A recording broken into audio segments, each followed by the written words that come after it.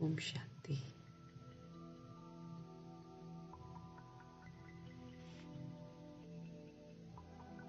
मीठे मीठे से सत्य परमपिता परमात्मा जी का हम सब धन्यवाद करेंगे। सत्यता का परिचय ब्रह्मा जी के माध्यम से देते हैं, इसलिए ब्रह्मा जी का भी ड्यू रिगार्ड से हम सब धन्यवाद करेंगे। संगम युग की अनमोल सुबह का धन्यवाद करेंगे। मीठे मीठे परमात्मा की मीठी मुरली का धन्यवाद करेंगे। पूरे रिगार्ड के साथ आत्मिक स्थिति में स्थित होकर प्रभु जी के महावाक्यों को हम सब उन्हीं से समझेंगे, इसलिए उनको हाजिर नाजिर करके उनकी मौजूदगी में हम सब उनके महावाक्यों को पढ़ेंगे, समझेंगे और जीवन में अमल में लाएंगे। इन्हीं दुआओं के साथ द्वापर युग और कलयुग में आने वाली तमाम आत्माओं के प्रति भी शिव पिता परमात्मा के महावाक्य समर्पित करेंगे। उनमें भी जागृति आए, उनकी धरनी भी तैयार हो। उनकी वापस घर तो सभी को जाना है, पवित्र भी सभी को बनना है, तो धरनी तो पहले से ही तैयार होनी चाहिए। इसलिए मीठे मीठे परमपिता परमात्मा के ये शक्तिशाली महावाक्य सभी आत्माओं के लिए समर्पित करेंगे। साथ में प्रकृति, वायुमंडल और तत्वों को भी समर्पित करेंगे, क्योंकि उनको भी सतो प्रधान, सतोगुणी और समर्थ बनना है। प्रभु जी के महावाक्य उन आत्माओं को भी समर्पित करेंगे जो भगवान को छोड़कर चले गए, मायावी आकर्षण में छोड़कर चले गए। उन आत्माओं में भी जागृति आए, वो भी अपने प्रभु पिता परमेश्वर को पहचाने, फिर से वापस आ जाएं, पवित्रता उनको फिर से आकर्षित करे और आत्मघात न करें। इन्हीं दुआओं के साथ प्रभु जी के महावाक्य उन आत्माओं को भी समर्पित करेंगे। साथ में वो आत्माएं जो दावा करती हैं कि भगवान हम में आते हैं, उन आत्माओं को भी सद्बुद्धि आए, उन आत्माओं में भी जागृति आए, वो भी पुनः रियलाइज करें कि शिव पिता परमात्मा सिर्फ ब्रह्मा तन के द्वारा मधुबन में ही आते हैं। ये दुआ करेंगे क्योंकि सबको जागना है, सबको फिर से वापस आना है, सबके अखाड़े हिलने हैं, इसीलिए हिलने के पहले ही आत्माओं में जागृति आ जाए, ये दुआ करेंगे। सबको समर्पित करते हुए हम सब देखेंगे आज हमारे मीठे मीठे परमपिता परमात्मा की हम आत्माओं के लिए कौन सी मीठी शिक्षाएं हैं। मीठे मीठे बाबा बोले, मीठे बच्चे, सच्ची कमाई करने का पुरुषार्थ पहले खुद करो, फिर अपने मित्र संबंधियों को भी कराओ, because charity begins at home. सबसे पहले तो चैरिटी बिगिंस एट होम, अपने से शुरुआत करनी है, फिर अपने घर में जो सदस्य हैं उनसे आगे बढ़ना है, फिर जाकर फ्रेंड्स और बाकी के रिलेशंस तक जाना है, क्योंकि जब हम खुद करेंगे तो उसका प्रभाव दूसरी सोल पर पड़ेगा। जब तक हम खुद नहीं करेंगे तो उसका प्रभाव भी नहीं पड़ेगा। तो ये भी बहुत बड़ी जिम्मेवारी है जिसकी तरफ भगवान हम आत्माओं का ध्यान खिंचवा रहे हैं। कह रहे हैं मीठे बच्चे, सच्ची कमाई करने का पुरुषार्थ पहले खुद करो। सत्य परमपिता परमात्मा की याद में रहना, अपने को आत्मा समझना, आत्मा समझकर दूसरे को भी आत्मा रूप में देखना, सच्चा ब्राह्मण बनना ना, तीसरे नेत्र से तीसरे नेत्र को ही देखना, उसके नीचे नहीं देखना।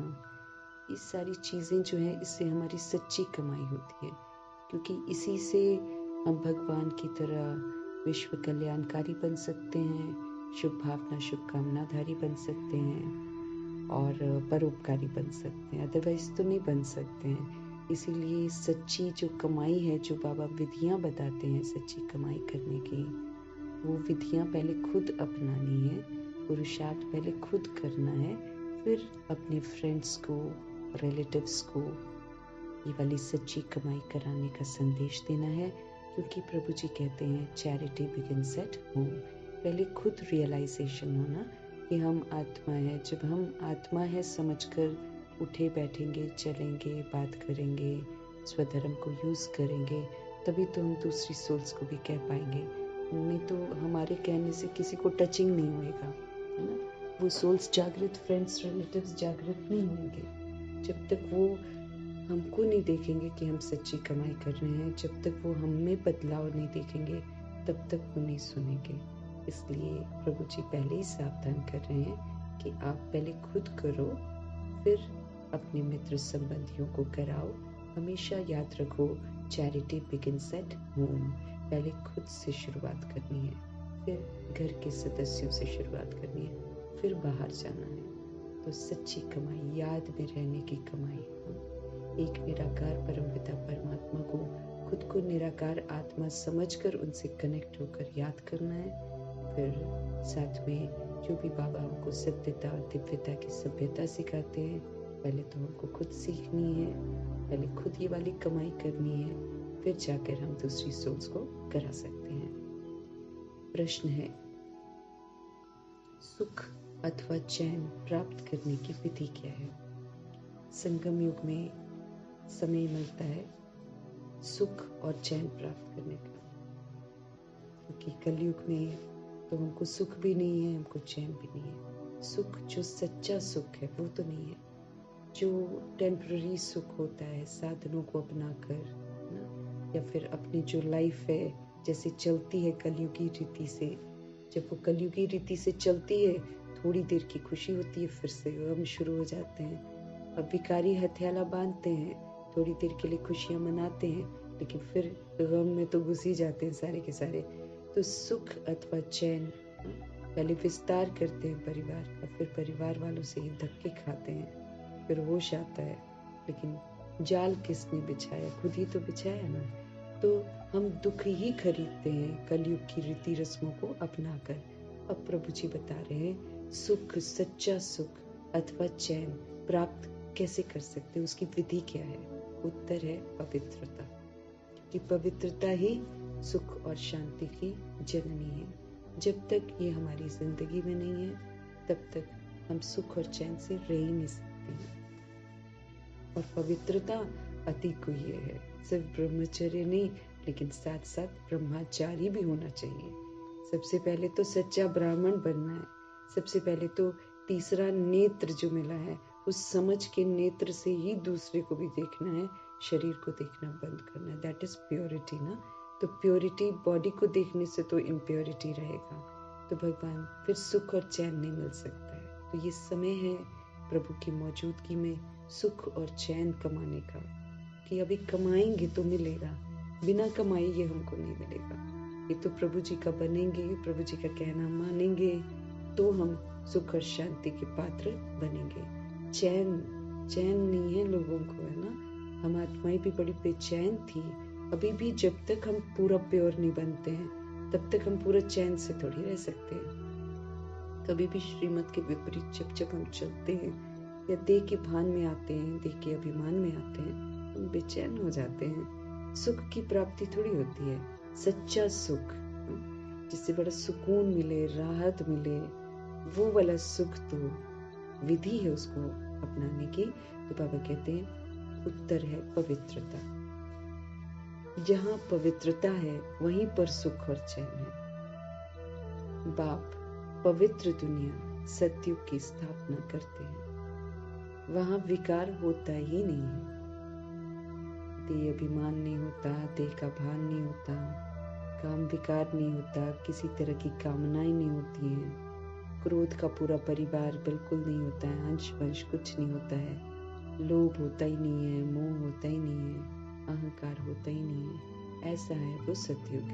सतयुग मतलब सच्चा युग, जहाँ पर सोल्स अपने को सोल ही समझते हैं। यहाँ झूठ खंड है, यहाँ कलयुग है, क्योंकि हम अपने को सोल नहीं समझते हैं, यहाँ पर अपने को बॉडी समझते हैं। तो पवित्रता, जहाँ पवित्रता है वहीं पर सुख और चैन है। बाप पवित्र दुनिया सतयुग की स्थापना करते हैं, वहाँ विकार तो बाबा कहते होता ही नहीं है। जो देवताओं के पुजारी हैं वो कभी ऐसा प्रश्न नहीं कर सकते हैं कि विकारों के बगैर दुनिया कैसे चलेगी। बाबा कहते हैं जो देवताओं के पुजारी होते हैं ना, वो कभी ऐसा प्रश्न नहीं कर सकते हैं कि विकारों बगैर दुनिया कैसे चलेगी। अभी तुम्हें चैन की दुनिया में चलना है, इसलिए इस पतित दुनिया को तुमको भूलना है। शांति धाम और सुख धाम को याद करना है। पवित्रता हमारी जिंदगी में होगी तो हम सुख और चैन से रह सकेंगे।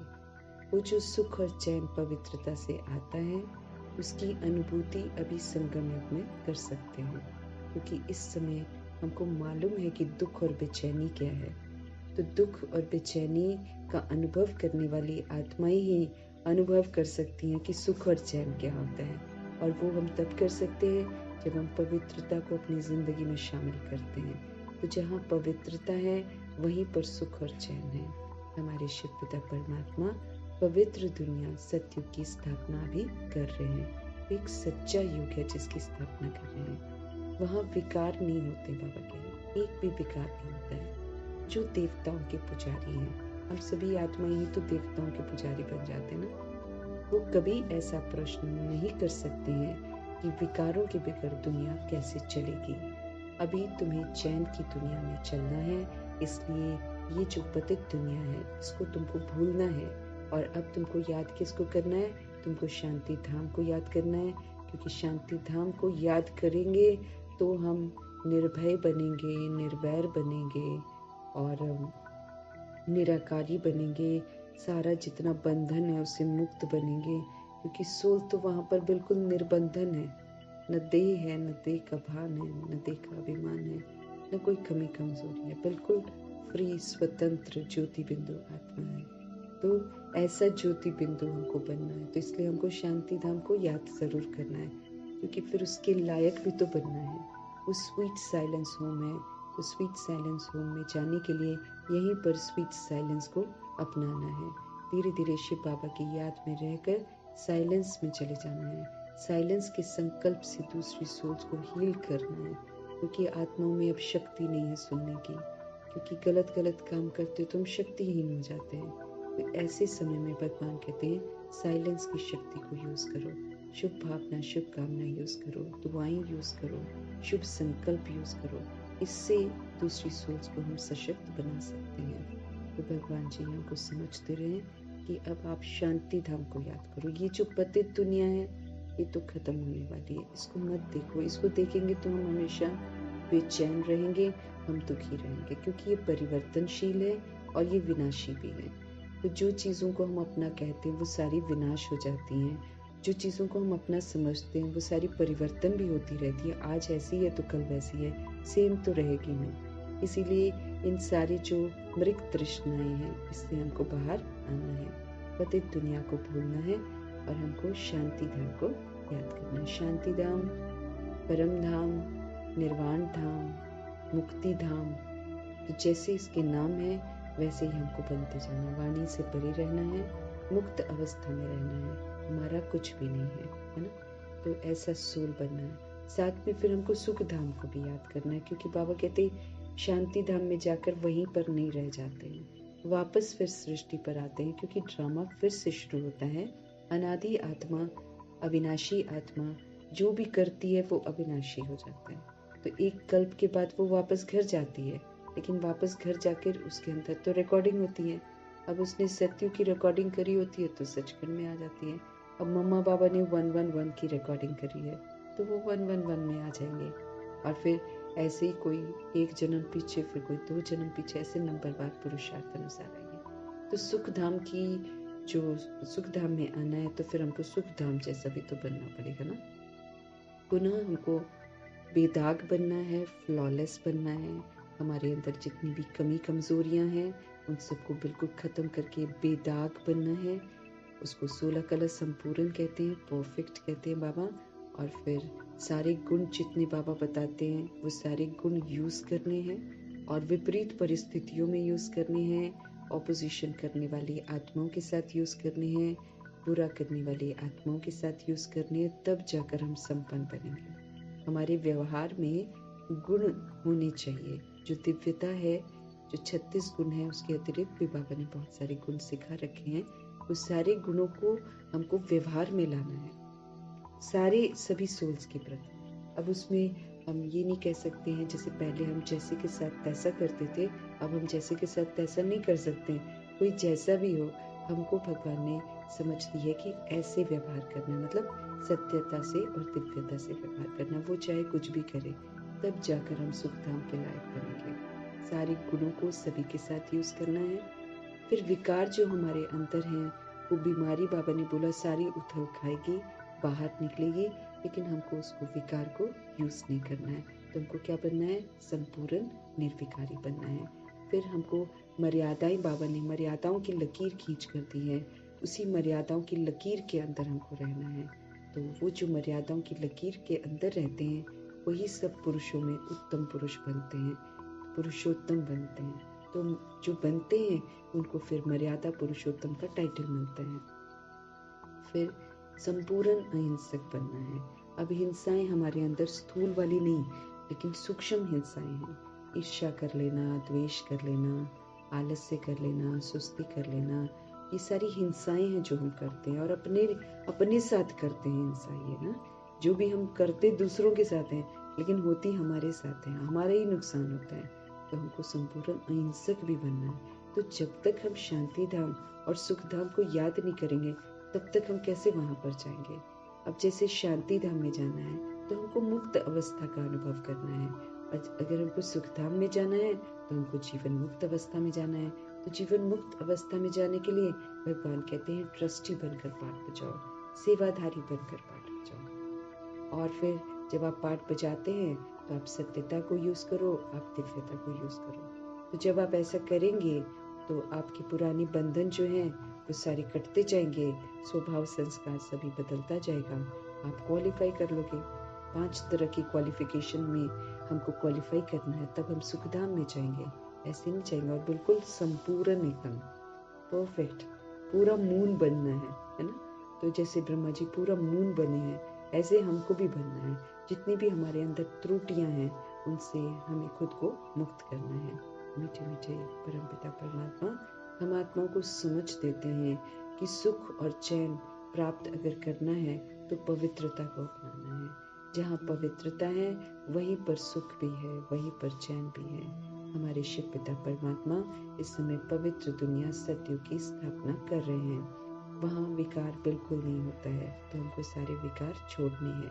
जो देवताओं के पुजारी हैं वो कभी ऐसा प्रश्न नहीं कर सकते हैं कि विकारों बगैर दुनिया कैसे चलेगी, क्योंकि देवताएं निर्विकारी थे। अभी तुम्हें चैन की दुनिया में चलना है, इसलिए बाबा कहते हैं ये जो पतित दुनिया है, इससे बुद्धि का योग हटाओ, इसको भूलो और अब क्या याद करो? अभी शांति धाम को याद करो और मुक्त बनो, है ना। सारी चीजों से मुक्त बनना है, एकदम निराकारी बनना है। निराकार ज्योति बिंदु कुछ भी ऊपर से स्थूल लेकर नहीं आई थी। इसीलिए यहीं पर रहते हुए इस रियलाइजेशन से हर चीज जो हम यूज कर रहे हैं उसको बस एक इंस्ट्रूमेंट की तरह यूज करना है, और फिर कभी भी वो छूट सकती है, इसलिए उससे डिटैच भी रहना है। किसी के साथ हमको कोई इस तरह का बंधन अब नहीं बांधना है। तो शांति धाम के लिए हमको मुक्त अवस्था में जीना है, और सुख धाम के लिए हमको जीवन मुक्त अवस्था में जीना है। रहना सभी के साथ है, लेकिन बंधन में नहीं बंधना है। हिसाब किताब आएंगे, लेकिन हमें बंधन में नहीं बंधना है। स्वभाव संस्कार वैरायटी आएंगे, हमें टकराव में आकर उसमें रिएक्ट नहीं करना, रिजेक्ट नहीं करना है। तो फिर उसमें बाबा कहते हैं निर्बंधन रहना है, तब जाकर हमारे पास जीवन मुक्त अवस्था का संस्कार बनेगा। जितना हम ये संस्कार अभी बनाएंगे उसी के अनुसार हम सुखधाम में जाएंगे। संस्कार बनाएंगे नहीं तो जाएंगे भी नहीं। इस बात का हमको बहुत ध्यान रखना है। पवित्रता जो बाबा कहते हैं वो पवित्रता हमको अपनानी है। दैहिक दृष्टि बिल्कुल समाप्त कर देनी है। दैहिक दृष्टि, दैहिक वृत्ति, ये जब तक है तो हम संपूर्ण निर्विकारी नहीं बन सकते हैं, हम सर्वगुण संपन्न नहीं बन सकते हैं, मर्यादा पुरुषोत्तम संपूर्ण अहिंसक नहीं बन सकते हैं। इसलिए ध्यान रखना है कि विधि पूर्वक पवित्रता को अपनाना है। ओम शांति। ओम शांति का अर्थ तो बच्चों को समझाया हुआ है, बाबा ने तो बहुत बार हमको समझाया हुआ है।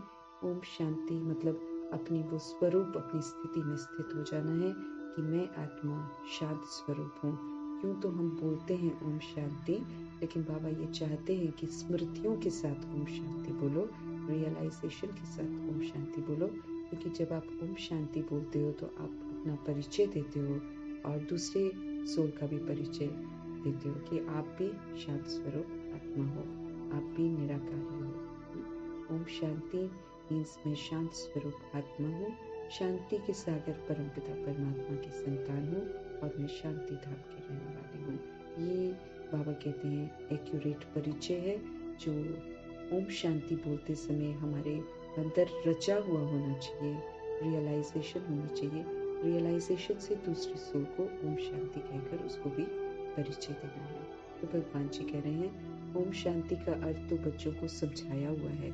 शिव बाबा भी ओम शांति कह सकते हैं, तो शालिग्राम बच्चे भी कह सकते हैं। आत्मा कहती है Om Shanti, son of silence father. हम सभी कौन हैं? शालिग्राम बच्चे हैं, हम आत्माएं हैं, हम आत्म अभिमानी हैं। और फिर आत्मा कहती है Om Shanti, son of silence father. हम किसके बच्चे हैं? शांति के सागर परमपिता परमात्मा की संतान है। शांति के लिए जंगल आदि में जाकर कोई उपाय नहीं किया जाता है। दुनिया करती है, इधर उधर जाती है, भटकती है, शांति चाहिए, शांति चाहिए। लेकिन भगवान जी कह रहे हैं शांति के लिए जंगल आदि में जाकर कोई उपाय नहीं किया जाता है। आत्मा तो है ही साइलेंस। हम बाबा रियलाइज कराते हैं कि आप सोल हो और सोल तो है ही साइलेंस। फिर उपाय क्या करना है? ये बाप बैठ समझाते हैं। उस बाप को ही कहते हैं कि वहां मुझे ले चल जहाँ सुख और चैन पावे। जैसे जैसे सोल्स अशांत होती जाती हैं, फिर वो बाप को पुकारती हैं और कहती हैं वहां ले चलो जहाँ सुख और चैन हम पाए। चैन अथवा सुख सभी मनुष्य चाहते हैं। इस दुनिया में हर आत्मा जो है इच्छुक है, हर मनुष्य आत्मा इच्छुक है उसको सुख और चैन मिले। परंतु सुख और शांति के पहले तो चाहिए पवित्रता। जब तक हमारे अंदर पवित्रता नहीं है, सुख और चैन से रह ही नहीं सकते। पवित्रता बहुत जरूरी है, बाबा कहते हैं। तो पहले चाहिए पवित्रता। पवित्र को पावन, अपवित्र को पतित कहा जाता है। जब हम पवित्र हैं तो हम पावन कहलाते हैं, और जब हम अपवित्र हैं तो पतित कहा जाता है। पतित दुनिया वाले पुकारते रहते हैं कि आकर हमको पावन दुनिया में ले चलो। जब पतित बन जाते हैं तो फिर पुकारते हैं कि जिनको रियलाइजेशन हो जाता है ना, सूर्यवंशी आत्माओं को रियलाइजेशन सबसे पहले होता है। एक पर्टिकुलर लिमिट तक वो लोग पतित बनते हैं, उसके बाद फिर उनका जागृति आ जाती है फिर से। और बाबा स्पष्ट कर रहे हैं कि पतित दुनिया वाले फिर पुकारते रहते हैं कि आकर हमको पावन दुनिया में ले चलो। वो है ही पतित दुनिया से लिबरेट कर पावन दुनिया में ले चलो। बाबा की महिमा है, बाबा की महिमा है कि पतित दुनिया से लिबरेट कर पावन दुनिया में ले चलने वाले शब्द परमात्मा। सतयुग में है पवित्रता, कलयुग में है अपवित्रता। सतयुग में पवित्रता है और कलयुग में है अपवित्रता। वो वॉइसलेस वर्ल्ड है, ये विशियस वर्ल्ड है। बाबा कंट्रास्ट बता रहे हैं कि सतयुग जो है उसमें पवित्रता है, वो पावन दुनिया है। सतयुग में है पवित्रता और कलयुग में है अपवित्रता। सतयुग वॉइसलेस वर्ल्ड है, यानी कि वहां पर विकार नहीं होता है। और कलयुग जो है वो विशियस वर्ल्ड है, यहाँ पर विकार ही विकार होता है। विशियस दुनिया है, पॉइजनस दुनिया है, विकार से ग्रसित दुनिया है। ये तो बच्चे जानते हैं कि दुनिया जो है वो वृद्धि को पाती जाती है, पॉपुलेशन तो बढ़ती जाती है। सतयुग वॉइसलेस वर्ल्ड है, तो जरूर मनुष्य तो थोड़े होंगे ना, क्योंकि बनना पड़ता है वॉइसलेस यहाँ पर। फिर जो बनता है उसी को तो स्टैम्प मिलती है। तो फिर सतयुग वाइसलेस वर्ल्ड है, तो जरूर मनुष्य वहां पर थोड़े ही होंगे ना, ज्यादा तो नहीं होंगे। वो थोड़ी कौन होंगे, बरोबर सतयुग में देवी देवताओं का ही तो राज्य था। उसको ही चैन की दुनिया अथवा सुख धाम कहा जाता है। बरोबर सतयुग में देवी देवताओं का ही तो राज्य है, उसको ही तो चैन की दुनिया अथवा सुख धाम कहा जाता है। ये है दुख धाम। दुख धाम को बदलकर सुख धाम बनाने वाला एक ही परमपिता परमात्मा है। ये दुनिया जो है ये दुख धाम है, और बाबा कहते दुख धाम को बदल सुख धाम बनाने वाला वो तो एक ही परमपिता परमात्मा है। क्योंकि वही जानते हैं दुखों का कारण क्या है, वही आकर दुखों का कारण बताकर फिर उसका निवारण करवाते हैं। तो दुख धाम को बदलकर सुख धाम बनाने वाला एक ही परमपिता परमात्मा है। सुख का वर्षा तो जरूर बाप ही देंगे, और तो कोई दे नहीं सकता है। बाबा कहे सुख का वर्षा सिर्फ निराकार परमपिता परमात्मा ही दे सकते हैं। वही सुख के सागर है, तो जो सागर है वही तो देगा ना। लेकिन उस सुख को लेना है हमको। वो तो देते हैं लेकिन लेना पड़ता है। और कैसे लेंगे, अपने को आत्मा समझकर, आत्मा के भान में स्थित होकर, आत्मा के शुद्ध अभिमान में रहकर परमात्मा से हम प्राप्तियां कर सकते हैं, अदरवाइज नहीं। तो सुख का वर्षा तो जरूर बाप देंगे। और अब वो बाप कहते हैं दुख धाम को भाई भूल जाओ, है ना, क्योंकि दुख धाम को याद करेंगे तो भगवान से कनेक्शन होगा ही नहीं। दुख धाम में फंसे रहेंगे, बॉडी की दुनिया में फंसे रहेंगे, तो फिर शांति धाम और सुख धाम को तो फिर कैसे करेंगे, कैसे जाएंगे वहां पर? क्योंकि सारा कुछ तो संगम युग में करना है। जो भी भूलना है उसको भूलना अभी है, फिर उस पर स्टैंप लग जाती है, फिर मेरे को याद नहीं आएगा वो एंड में। लेकिन अगर बाबा की मौजूदगी में हम उसको भूले नहीं है तो फिर वो हमको याद आएगा, फिर दुर्गति हो जाएगी। इसलिए हर बात को बहुत अच्छे से समझना है।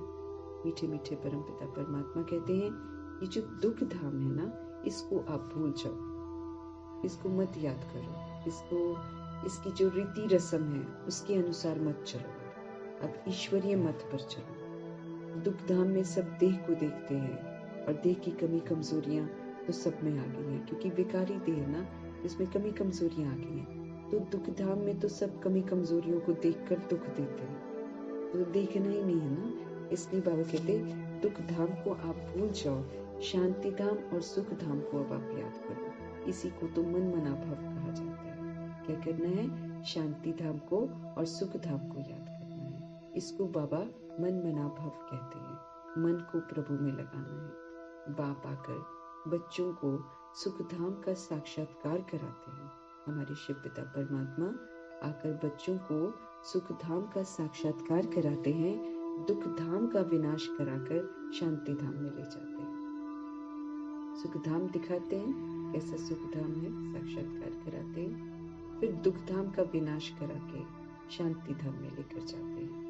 क्योंकि जब हम सुख धाम के लायक बनते हैं, पवित्र बनते हैं, तो ये जो पवित्रता की शक्ति है ये फिर अपवित्र आत्माओं को बना ऐसा करवा देती है कि अपवित्र आत्माएं खुद ही अपने कुल का विनाश कर देती है, क्योंकि पवित्रता के सामने वो टिक नहीं पाती है।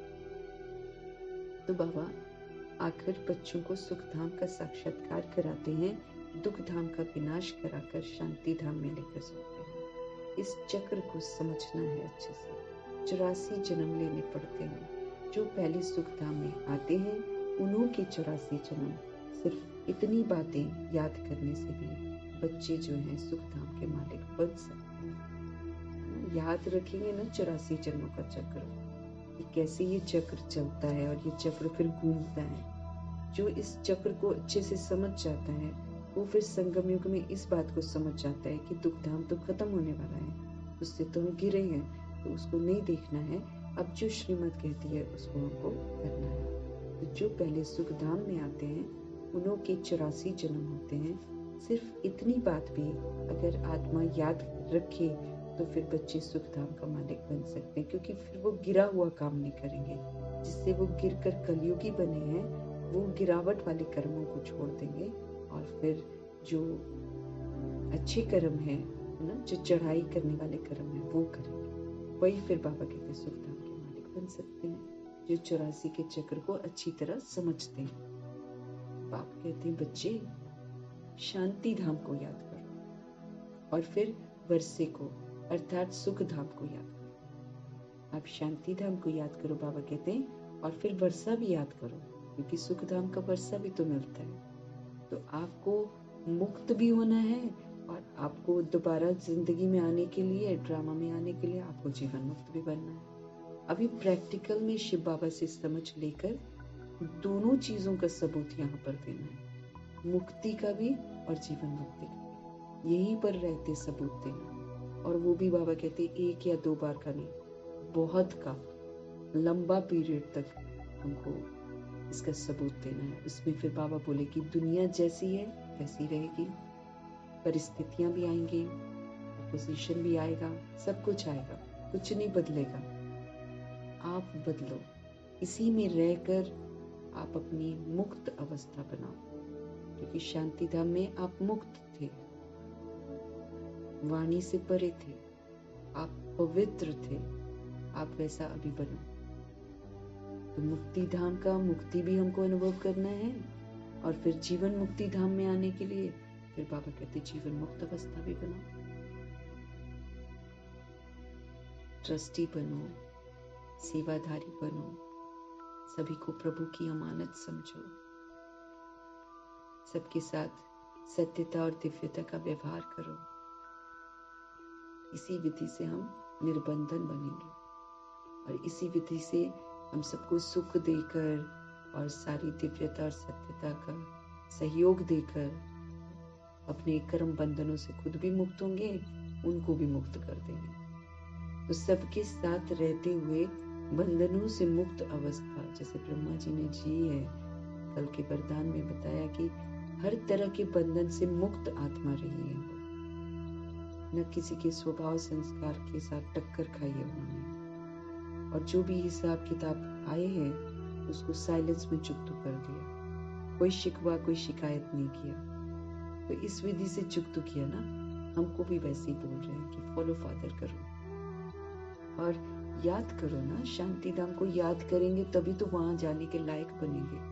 कि हम शांति धाम में कैसे थे, हम एकदम स्वीट साइलेंस वाली आत्मा थे। वहां पर न देह है, न देह का विस्तार है, न किसी तरीके का कोई बंधन है। वहां पर सदोगुणी आत्मा है, अपने स्वरूप में वो स्थित है, वो प्रभाव मुक्त है, वो लगाव मुक्त है, वो दबाव मुक्त है, एकदम ऊंचे धाम की रहने वाली। अब वो जो इसकी निराकारी अवस्था है उसको यहाँ पर प्रैक्टिकल में जीना है, उसका फिर सबूत देना। बंधनों में नहीं बंधना है।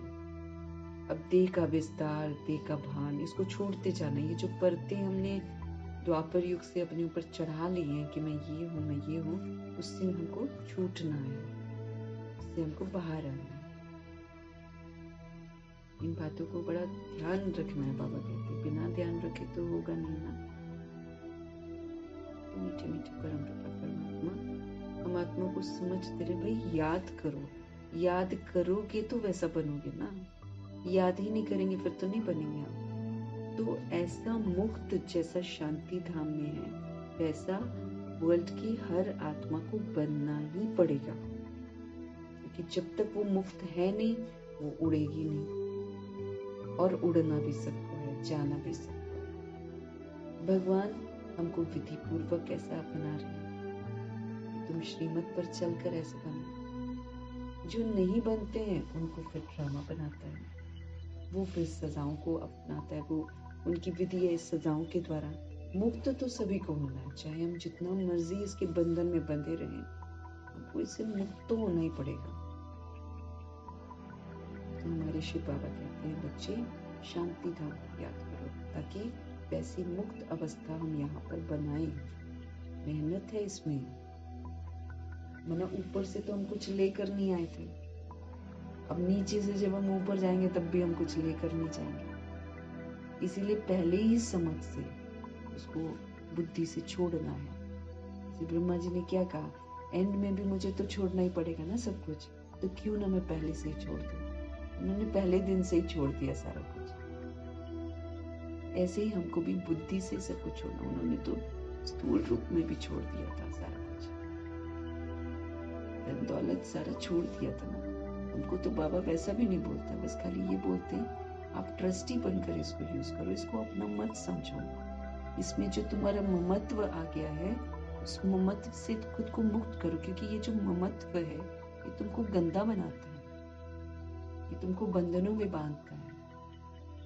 इसके ममत्व से बाहर आने के लिए बाबा हमको ट्रस्टी बनने की समझ देते हैं। इससे हम खुद ही रियलाइज करके बाहर आ जाएं और हम शांति धाम जाने के लिए तैयारी करें, ये बाबा चाहते हैं। तो हमारे शिव बाबा कहते हैं, बच्चे शांति धाम को याद करो, वैसा बनो। अब रियलाइज करो कि ओरिजिनलिटी आपकी वो है, ओरिजिनलिटी आपकी है कि आप सतोगुणी आत्मा है, आप परम धाम निवासी आत्मा है, आप प्रभाव मुक्त आत्मा है, आप दबाव मुक्त आत्मा है, आप लगाव मुक्त आत्मा है, आप एकदम सुप्रीम धाम की रहने वाली है, आप आजाद हैं, आप स्वतंत्र आत्मा है, आपका किसी से कोई वैर नहीं है, आप एकदम निर्भय हैं।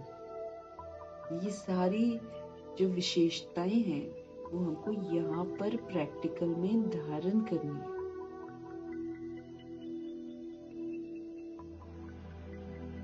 और फिर बाबा कहते शांति धाम को याद करते, फिर आप अपना वर्षा भी याद करो, आप सुख धाम को भी याद करो। अब सुख धाम की जो विशेषता है देवताओं की, वो भी यहाँ पर धारण करनी है, तभी जाएंगे।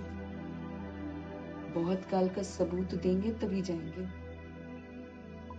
तो नारायण जी के घराने में ऐसे थोड़ी जा सकते हैं, उन्होंने उत्तम पुरुषार्थ किया है। उनके घराने में जाने के लिए हमारा पुरुषार्थ भी तो उस लेवल का तो नहीं होगा जैसा उनका था, लेकिन कम से कम उसका मैचिंग तो होगा, उनको फॉलो तो करेंगे हम, तब जाकर जाएंगे।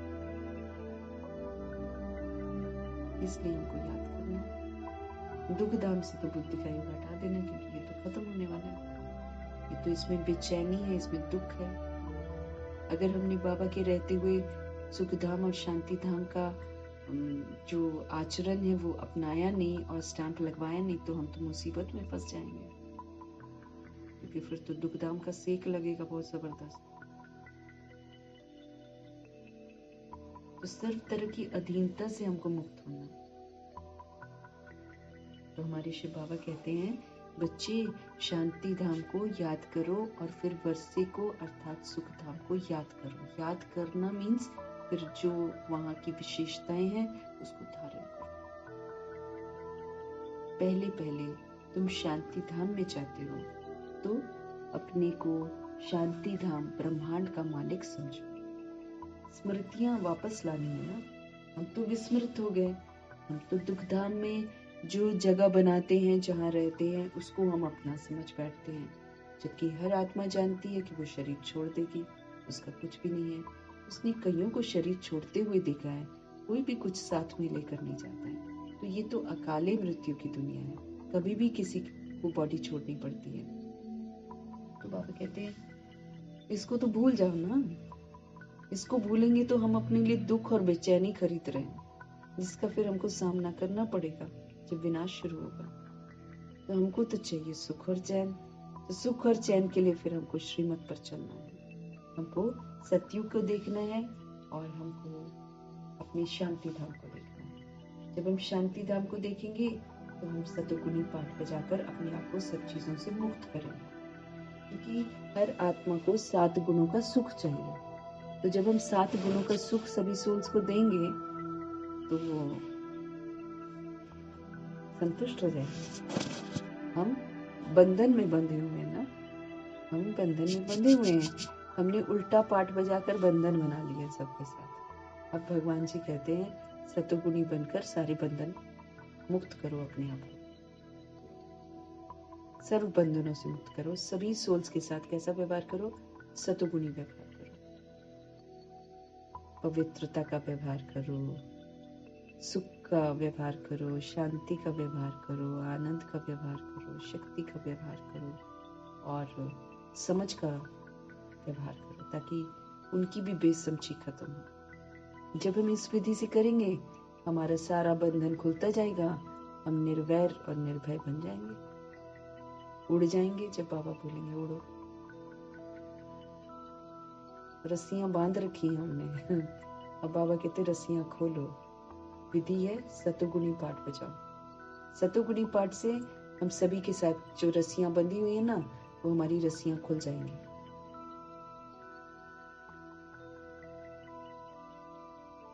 और फिर सुखधाम में जाना है, तो फिर बाबा कहते हैं कि सुखधाम में फिर आप क्वालिफाई करो, सारे गुण धारण करो, विकारों को बिल्कुल यूज मत करो, दाग जितने लगे हैं देह के नाम रूप लेबल्स के, वो सारे दाग मिटाओ।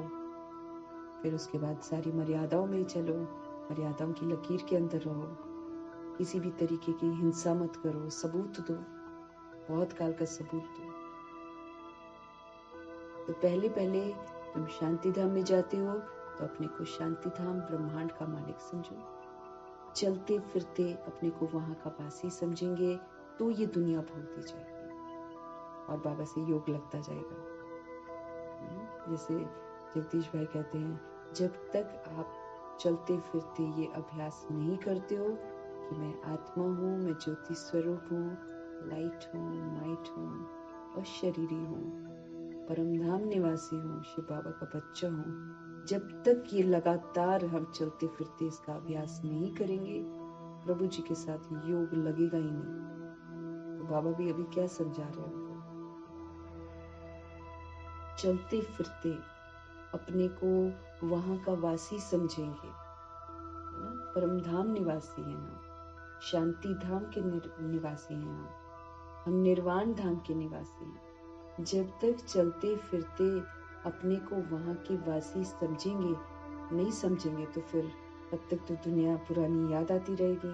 इसलिए बाबा कहते हैं चलते फिरते अपने को वहां का वासी समझेंगे तो ये जो पुरानी दुनिया है ये फिर हमको भूलती जाएगी, क्योंकि फिट हो जाएगा ना, हम तो वहां के रहने वाले हैं। अभी तो समझते हैं हम यहाँ के रहने वाले हैं, जबकि यहाँ पर हम रहने वाले बनते ही नहीं। एक बॉडी से छोड़कर दूसरा बॉडी यूज करते हैं, एक जगह बनाया पार्ट फिर हम दूसरी जगह पार्ट बजाते हैं, ऐसा चलता है ना। तो यहाँ पर भी कुछ नहीं है, ट्रांजिएंट लाइफ है, आई वॉश लाइफ है, कभी भी कोई खत्म हो सकता है, ऐसी वाली लाइफ है। लेकिन वो तो हमारा अपना घर है। असल में मैं आत्मा वहां की रहने वाली हूँ। जब बाबा कहते चलते फिरते आप इस चीज का अभ्यास करेंगे तो तब जाकर आपको ये जो पुरानी दुनिया है ये भूलती जाएगी। सतयुग सुख धाम है, परंतु सभी तो सतयुग में आ नहीं सकते, क्योंकि क्वालिफाई करना पड़ता है, देह अभिमान को तोड़ना पड़ता है, देह अहंकार को तोड़ना पड़ता है, क्वालिफाई करना पड़ता है, तब जाकर सतयुग में जाते, सच्चा बनना पड़ता है, देह के नाम रूप लेबल सारे खत्म करने पड़ते हैं, उसको बाबा सच्चा बोलते हैं।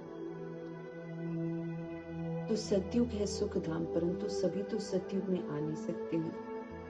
16 कला संपूर्ण, संपूर्ण निर्विकारी, सर्वगुणों से संपन्न, मर्यादा पुरुषोत्तम, संपूर्ण अहिंसक बनना होता है, तब जाकर सतयुग में प्रवेशता मिलती है। तो बाबा कहते सुख धाम, परंतु सभी तो सतयुग में आ नहीं सकते। ये बातें समझेंगे। बाबा कह रहे हैं सतयुग है सुख धाम, परंतु सभी तो सतयुग में आ नहीं सकते हैं। ये बातें समझेंगे ही वो जो देवताओं के पुजारी हैं। ये है सच्ची कमाई, क्योंकि हम सभी पुजारी बन जाते हैं ना, तो देवताओं के जो पुजारी होते हैं ना, वो ये बातें समझेंगे। ये है सच्ची कमाई, जो सच्चा बाप सिखलाते हैं। बाबा सच्चे हैं तो सब कुछ सच सच सिखाते हैं।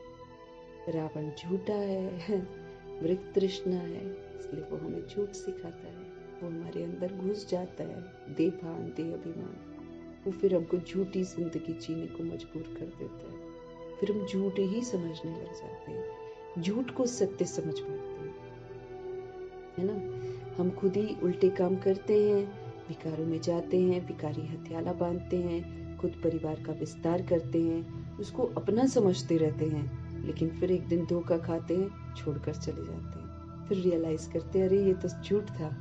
फिर दोबारा फिर गर्भ जल में जाकर फिर प्रॉमिस करते नहीं करेंगे, फिर बाहर निकलते फिर से वैसे ही करते हैं। ऐसे खेल हम खेलते रहते हैं, भूल भुलैया का खेल खेलते रहते हैं। तो बाबा अभी समझ देते हैं कि सत्युग में अगर जाना है, ये जो 63 जन्मों की परतें तुमने अपने दिमाग में डाल रखी है कि मैं ये हूँ, मैं वो हूँ, मैं फलाना हूँ फलाना, क्योंकि ये अकड़ जाती नहीं है मैं फलाना हूँ फलानी हूँ, और फिर उसके घमंड में बहुत रहते हैं।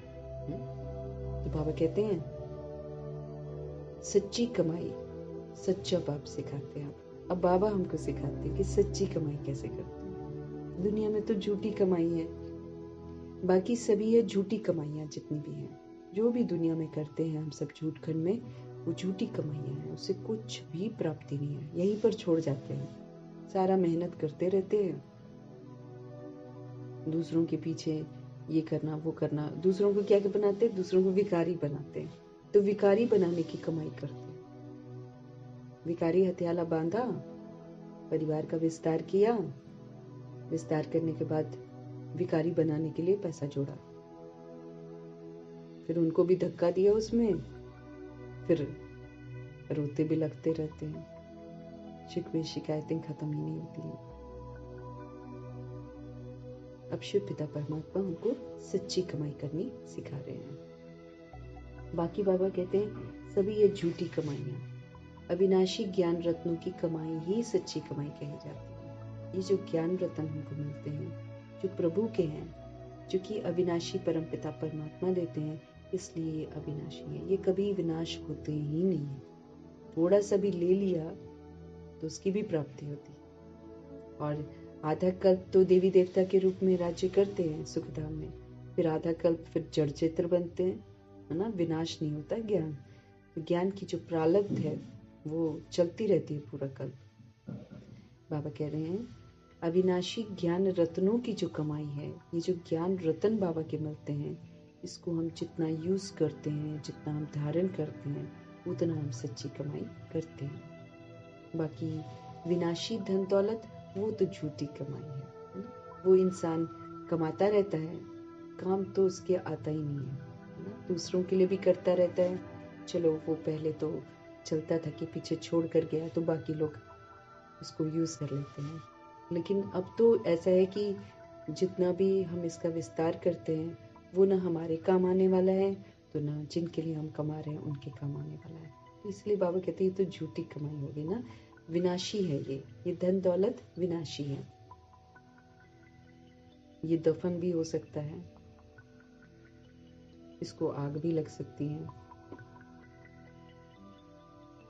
विनाशी धन दौलत है ये झूठी कमाई है। द्वापर से लेकर वो झूठी कमाई हम करते आए हैं। द्वापर युग में थोड़ा फिर भी कम होगा, लेकिन कलयुग में तो पूरा का पूरा झूठी कमाई है ना। ज्यादा कमा लेते हैं, फिर उसके बाद लंगर लगा देते हैं इधर उधर और सोचते हैं कि हम छूट जाएंगे ना, क्योंकि 10 रुपए की चीज 100 रुपए में बेचते हैं, तो पाप तो करते ही है ना। अब कितनी मुश्किलों से कोई लेता होगा, कितनी दिक्कतों से गुजरते हुए कई लोग ले भी नहीं पाते होंगे, तो ये झूठ खंड है ना। आत्माएं आत्माओं को लूट रही हैं, तो इसलिए ये झूठी कमाई है, ये किसी के काम नहीं आने वाली है। तो द्वापर से लेकर बाबा कहते हैं आप ये झूठी कमाई करते आए हो। इस अविनाशी सच्ची कमाई की प्रारब्ध सतयुग से शुरू हो त्रेता में पूरी होती है। अभी जो हम सच्ची कमाई कर रहे हैं, अविनाशी कमाई जो कर रहे हैं, जो प्रभु की श्रीमत पर चलकर कर रहे हैं, इसकी जो प्रारब्ध है वो सतयुग से शुरू होती है और त्रेता में पूरी होती है। 2500 वर्ष इसकी कमाई चलती है, अर्थात आधा कल्प भोगते हो, फिर बाद में झूठी कमाई शुरू होती है ना। अभी जो थोड़े से जन्म, छोटा सा जन्म है ना, इस छोटे से जन्म में जो सच्ची कमाई पूरी कर लेते हैं, वो 2500 वर्ष के लिए उसको उसकी प्रारब्ध मिलती है, अर्थात आधा कल्प भोगते हो। फिर बाद में झूठी कमाई शुरू हो जाती है, बाद में झूठी कमाई शुरू होती है, जिससे फिर अल्पकाल क्षण भंगुर हमको सुख मिलता है। ये अविनाशी ज्ञान रतन, ज्ञान सागर ही देते हैं। बाबा जो अविनाशी ज्ञान रतन है वो ज्ञान सागर ही देते हैं। सच्ची कमाई सच्चा बाप कराते हैं। जो सच्ची सच्ची कमाई है वो कौन कराता है? सच्चा बाप कराते हैं। भारत सचखंड था, भारत ही अब झूठखंड भी बना है। अब झूठखंड भारत ही बना है और खंडों को सचखंड और झूठखंड नहीं कहा जाता है। सचखंड बनाने वाला बादशाह ट्रुथ वो है। एक शिव पिता परमात्मा ही सचखंड की स्थापना करते हैं क्योंकि वो सच्चे हैं। तो भारत बाबा कहते हैं कभी सचखंड था, अभी वही भारत झूठखंड बन गया है। और खंड जितने भी हैं दुनिया के, अमेरिका, ऑस्ट्रेलिया वगैरह, बाबा कहते हैं और खंडों को सचखंड झूठखंड नहीं कहा जाता, भारत को कहा जाता है क्योंकि ये कभी सच्चा था और फिर झूठा बना। बाकी तो आते ही झूठखंड के टाइम पर हैं, उन पर तो प्रभाव भारत का पड़ जाता है, तो उनको सचखंड और झूठखंड नहीं कहते हैं, भारत को कहते हैं क्योंकि भारत वास्तव में 2500 वर्ष सचखंड था, है ना। 1250 वर्ष तो सचखंड ही था, फिर तो त्रेता युग आ जाता है, वो सेमी स्वर्ग होता है। बाबा हमारे बोल रहे हैं और खंडों को सचखंड झूठखंड नहीं कहा जाता है। सचखंड बनाने वाला बादशाह जो है वो ट्रुथ जो है वो शिव पिता परमात्मा जी हैं। सच्चा है एक गॉड फादर, बाकी तो सारे झूठे फादर हैं। हमारे सच्चे जो हैं वो तो शिव पिता परमात्मा एक गॉड फादर हैं, बाकी तो झूठे फादर हैं। सतयुग में भी सच्चे फादर मिलते हैं क्योंकि वहाँ झूठ पाप होता ही नहीं है ना। जो शरीर का फादर भी होता है वो वहाँ पर सच्चा ही होता है, वो मेरा तेरा नहीं करता है, ये मेरा बच्चा है मेरा नहीं। वो जानते हैं कि हम सब पार्ट बजाते हैं, अपने समय पर हम बॉडी छोड़ेंगे, दूसरा बॉडी ले लेंगे। तो वो वैसे तो सच्चे होते हैं, वो लोग अपने आप को आत्मा ही समझते हैं। यहाँ का फादर जो है वो अपने आप को बॉडी समझता है और फिर जो शरीर का बच्चा है उसको भी बॉडी समझता है, इसलिए मेरा मेरा कर गीत गाता रहता है। और बाबा समझ देते हैं कि बॉडी का तो कोई भी रिलेशन हमारा है ही नहीं है, तो सिर्फ एक रोल है जो एक अरसे तक चलता है फिर खत्म हो जाता है। फिर हमारे हाथ में क्या मिलती है? बॉडी मिलती है, क्योंकि हमने क्या बनाई थी? बॉडी बनाई थी। सोल तो इंडिपेंडेंट है, वो तो बाबा का बच्चा है, परम धाम निवासी है। तो सच्चा है एक गॉड फादर, बाकी है झूठे फादर। सतयुग में भी सच्चे फादर मिलते हैं क्योंकि वहाँ झूठ पाप होता नहीं है। ये जो दुनिया है ये तो पाप आत्माओं की दुनिया है, यहाँ तो पाप करती हैं आत्माएं। यहाँ तो देह का भान है, देह का अभिमान है, यहाँ अभिमान की अकड़ है, देह की अकड़ है, उस देह की अकड़ से चलते हैं। यहाँ पर अपने आप को सोल नहीं समझते हैं ना। तो बाबा कहते हैं क्योंकि ये है ही पाप आत्माओं की दुनिया, वो है पुण्य आत्माओं की दुनिया। तो अब इस सच्ची कमाई के लिए कितना पुरुषार्थ करना चाहिए। हमारे मीठे बाबा बोल रहे हैं कितना ना पुरुषार्थ करना चाहिए आपको सच्ची कमाई के लिए। जिन्होंने कल पहले कमाई की है वही तो करेंगे, जिन्होंने कल पहले कमाई की थी वही करेंगे। पहले खुद सच्ची कमाई कर, फिर पियर और ससुर घर को यही सच्ची कमाई करानी है। पहले तो खुद करनी है, बाबा कह रहे हैं पहले खुद सच्ची कमाई करो, फिर पियर और ससुर घर को भी यही सच्ची कमाई करानी है। Charity begins at home. पहले हम खुद करेंगे, फिर उसका प्रभाव नजर आएगा, फिर हम दूसरी सोल को करवा सकेंगे, अदरवाइज तो नहीं। तो पहले चैरिटी बिगिंस एट होम, अपने से शुरुआत करनी है। सर्वव्यापी की ज्ञान वाले भक्ति तो कर ही नहीं सकते हैं, है ना। जो सर्वव्यापी भगवान को कण कण में कहते हैं, बाबा कहते हैं वो भक्ति कर नहीं सकते हैं। जब सभी भगवान के रूप हैं फिर भक्ति किसकी करते हैं? अगर वो कहते हैं मेरे में तेरे में सब में भगवान है, कण कण में भगवान है, तो फिर बाबा पूछ रहे हैं कि फिर भक्ति किसकी करते हैं? तो इसी दुबन से निकलने में मेहनत करनी पड़ती है। ये जो दुबन में हम घुस गए हैं, गलत फहमियों में, गलत मान्यताओं में, वो भी काफी लंबे अरसे तक जो घुस गए हैं, दलदल में जो घुस गए, इसी से निकालने में मेहनत करनी पड़ती है क्योंकि सोच जल्दी स्वीकार नहीं करती है। जो चीज को वो इतने समय से सुनती आ रही है उसको आप अचानक कहोगे कि ये नहीं ऐसा है, तो उनको तो धक्का ही पहुंचता है। तो दलदल से निकालने में मेहनत करनी पड़ती है। अब भले ही वो रामायण में पढ़ते हैं कि ये काल्पनिक कथा है, लेकिन भावनाओं से जुड़े हैं, वो उसको सत्य समझते हैं। अगर उनको एहसास दिला देंगे कि ये झूठ है, काल्पनिक है तो विश्वास थोड़ी करेंगे। तो बाबा कहते हैं मेहनत लगती है।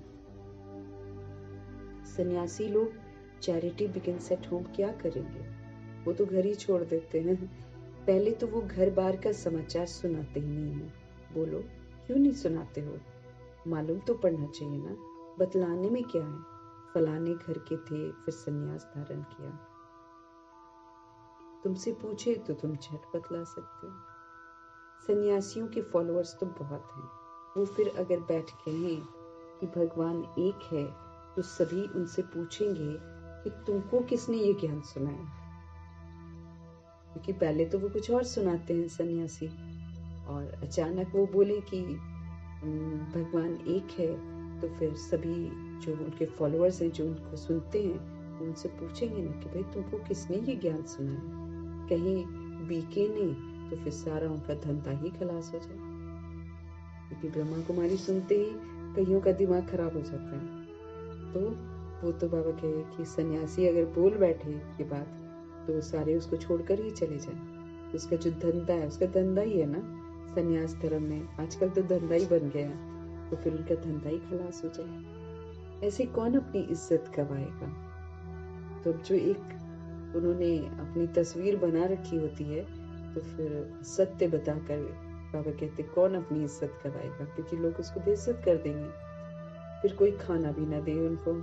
इसलिए सन्यासियों के लिए तो बहुत मुश्किल है, वो सत्य बता नहीं सकते हैं। पहले तो अपने मित्र संबंधियों आदि को ज्ञान दे सच्ची कमाई करानी पड़े, जिससे कि वो 21 जन्म के लिए सुख पावे। बाबा कहे पहले तो अपने मित्र संबंधियों आदि को ज्ञान देना है, सच्ची कमाई करनी है, जिससे वे 21 जन्म सुख पाएंगे। बात है बहुत सहज, परंतु ड्रामा में इतने शास्त्र मंदिर आदि बनने की भी तो नींद है ना, ड्रामा ही ऐसा है। फिर बाबा कहते हैं इतना सारा शास्त्र मंदिर बनना ही है कि नहीं तो 2500 वर्ष कैसे बीते, है ना? रात हो जाती है तभी तो प्रभु जी आते हैं, गिरते हैं तभी तो प्रभु जी आते हैं। इसलिए सुख धाम के बाद फिर शांति धाम।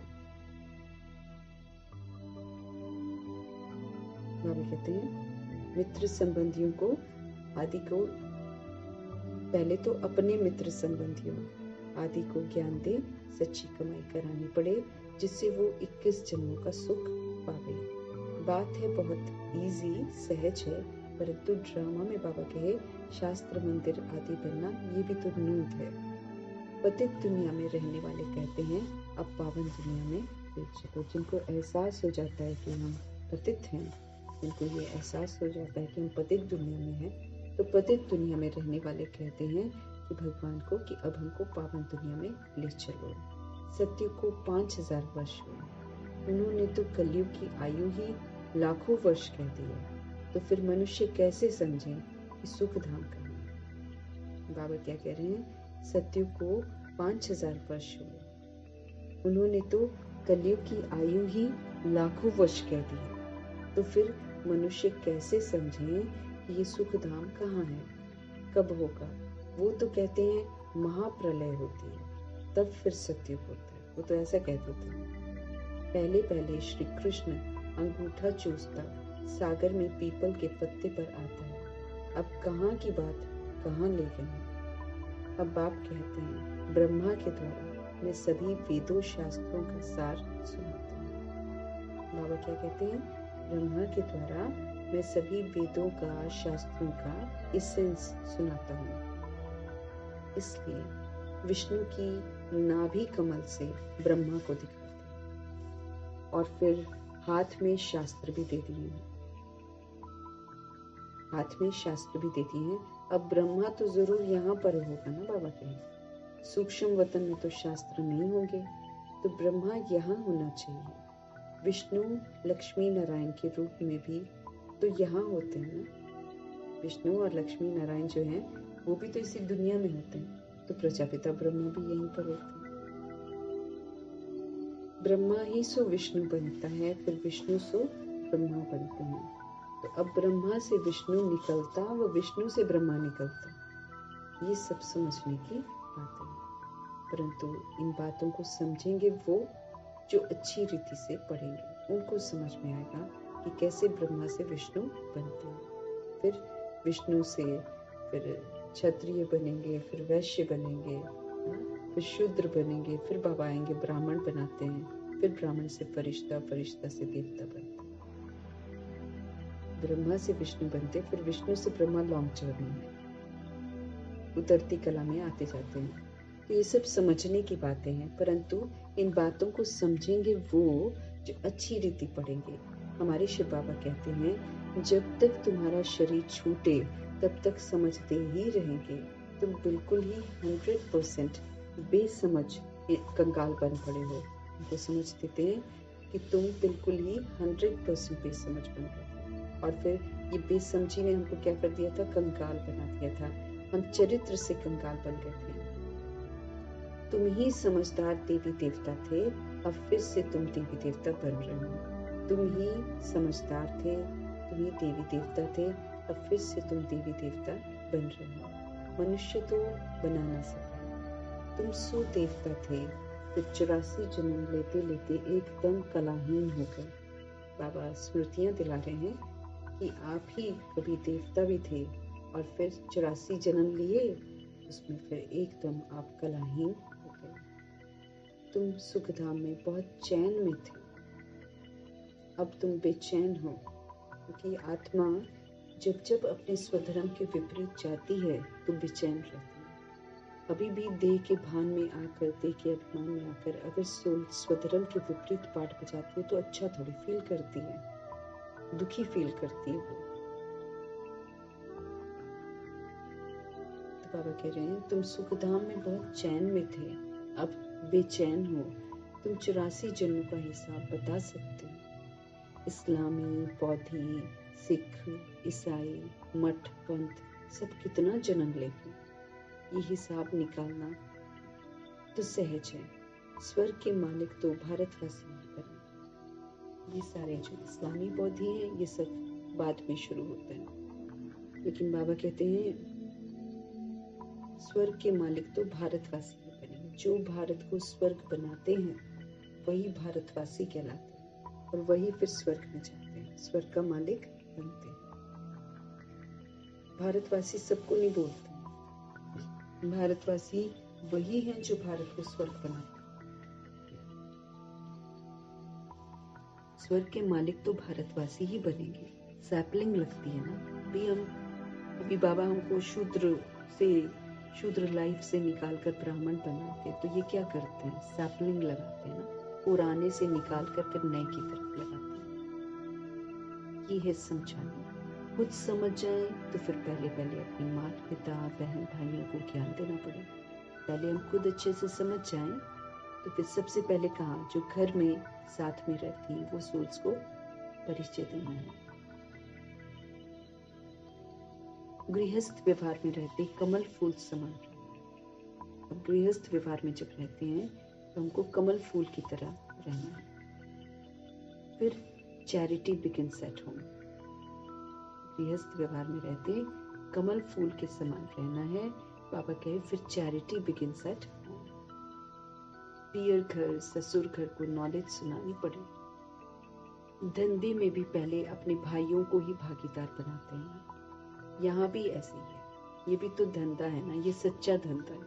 इसमें क्या करना पड़ता है, जो पहले हमारे परिवार में होते हैं, रिश्तों में होते हैं, उनको पहले भागीदार बनाना होता है ना, उनको सत्य से परिचित कराना होता है।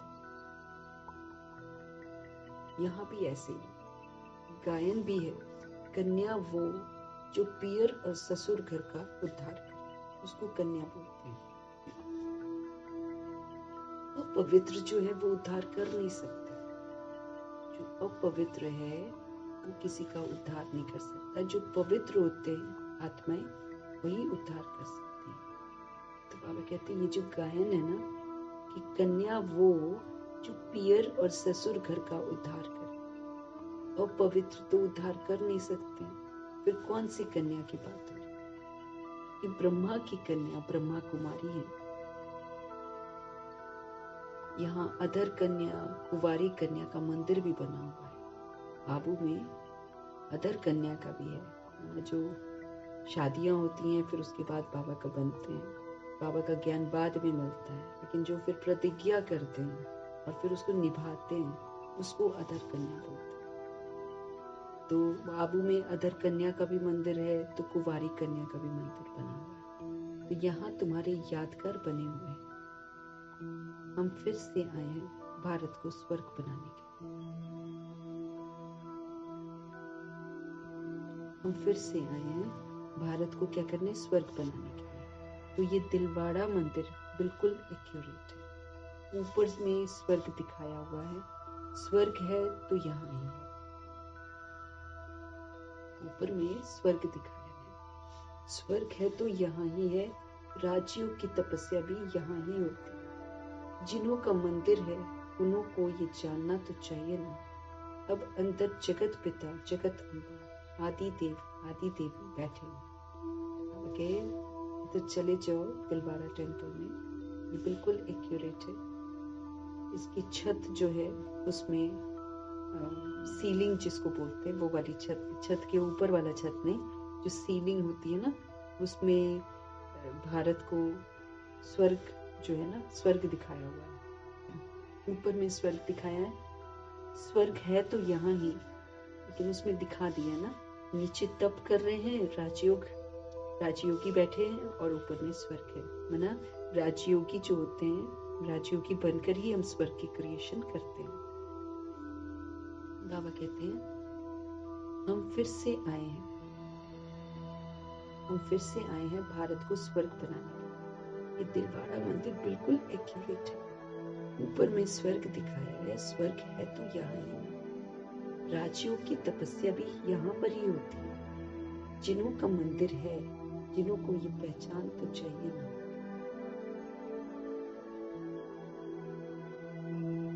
अब अंदर जगत पिता, जगत आदि देव, आदि देवी बैठे हैं। इनका अंदर बनाया है ना, जगत पिता, जगत अम्बा, आदि देव, आदि देवी बैठे हैं। अच्छा, आदि देव किसका बच्चा है? शिव बाबा का बच्चा है। अदर कुमारी, कुंवारी कन्या सब राजयोग में वहां बैठे हुए दिखाया हुआ है ना, नीचे जैसे तप कर रहे हैं। बाप कहते हैं मन मना भव, मन को प्रभु में लगाओ तो तुम वैकुंठ के मालिक बनोगे। कि भगवान में जब हम मन लगाते हैं तो फिर हम सही दिशा में चलेंगे, श्रीमत पर चलेंगे, जैसा बाबा कहेंगे वैसा करेंगे। तो ये सारी जो अभी संगम युग में जो होता है, उन सब चीजों का यादगार बनता ही बनता है। तो फिर आबू में जब बाबा आए थे तो बाबा ने एक तरफ यादगार दिखाए तो दूसरी तरफ पुरुषार्थ कराए। हम खुद ही पूजा कर रहे हैं, किसकी कर रहे हैं, कौन है, उसका राज बाबा समझा।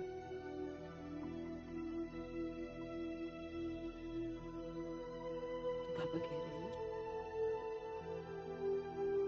जिन्हों का मंदिर है उन्हों को ये जानना तो चाहिए ना। अब अंदर जगत पिता, जगत अम्बा, आदि देव, आदि देवी बैठे हैं।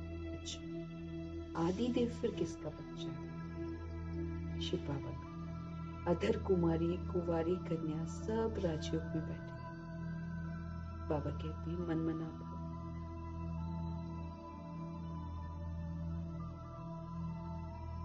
बाप कहते हैं मन मना भव तो तुम वैकुंठ के मालिक बनोगे। मुक्ति जीवन मुक्ति धाम को याद करो। तुम्हारा ये सन्यास है। जैनी लोगों का सन्यास कितना डिफिकल्ट है, बाल आदि निकालने की कितनी कड़ी रस्म है। यहाँ तो है ही सहज राजयोग। भगवान कॉम्प्लिकेशन नहीं सिखाते ना।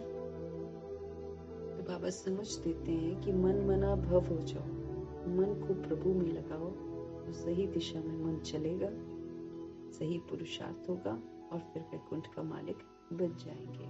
बाबा से सारे संबंध निभाएंगे तो सशक्त बनते जाएंगे, फिर वैकुंठ का मालिक तो बनी जाएंगे। मुक्ति जीवन मुक्ति धाम को याद करो, मुक्ति को भी याद करो, जीवन मुक्ति को भी याद करो। तुम्हारा ये सन्यास है। जैनी लोगों का सन्यास कितना डिफिकल्ट है, बाल आदि निकालने की कितनी कड़ी रस्म है। यहाँ तो बाबा सहज राजयोग सिखाते हैं। ये है ही प्रवृत्ति मार्ग, ये है भी प्रवृत्ति मार्ग का ना, राजयोग। ये ड्रामा में नूद है। कल पहले भी बाबा ने सिखाया था, बच्चों ने सीखा था, अभी फिर से सिखा रहे हैं और फिर से जो बच्चे हैं वो सीख रहे हैं।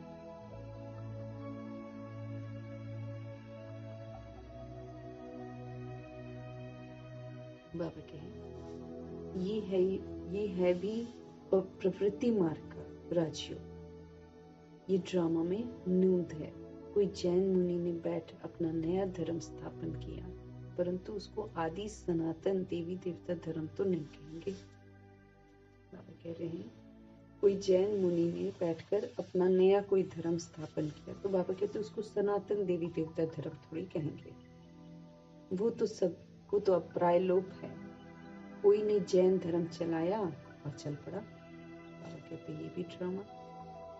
आदि देव को पिता और जगदम्बा को माता कहेंगे। आदि देव को पिता कहते हैं और जगदम्बा को माता कहेंगे। ये तो सब जानते हैं कि आदि देव ब्रह्मा है। आदम बीबी एडम ईव भी कहते हैं। आदम बीबी एडम ईव भी कहते हैं। क्रिश्चियन लोगों को थोड़ी पता है कि ये एडम ईव अब तपस्या कर रहे हैं। क्रिश्चियन लोगों को थोड़ी मालूम है बाबा कि ये एडम और ईव अब तपस्या कर रहे हैं। मनुष्य सृष्टि के सिजरे के ये हेड है, कोई थोड़ी जानता है। क्रिश्चियन लोगों को थोड़ी पता है कि ये एडम ईव अब तपस्या कर रहे हैं, जबकि एडम और ईव है ना ब्रह्मा जी या सरस्वती जी। तो बाबा कह रहे हैं आदि देव को पिता और जगदम्बा को माता कहेंगे। ये तो सब जानते हैं कि आदि देव जो है वो ब्रह्मा है। आदम बीबी एडम ईव भी कहते हैं। आदम बीबी कुरान मुस्लिम्स लोग कहते हैं, एडम और ईव क्रिश्चियंस लोग कहते हैं। क्रिश्चियन लोगों को थोड़ी पता है कि ये एडम ईव जो है वो अब तपस्या कर रहे हैं। मनुष्य सृष्टि के सिजरे के ये हेड है, उनको थोड़ी मालूम है। ये राज भी बाप बैठ समझाते हैं। इतने मंदिर शिव के व लक्ष्मी नारायण के बने हैं तो उनकी बायोग्राफी जाननी चाहिए ना।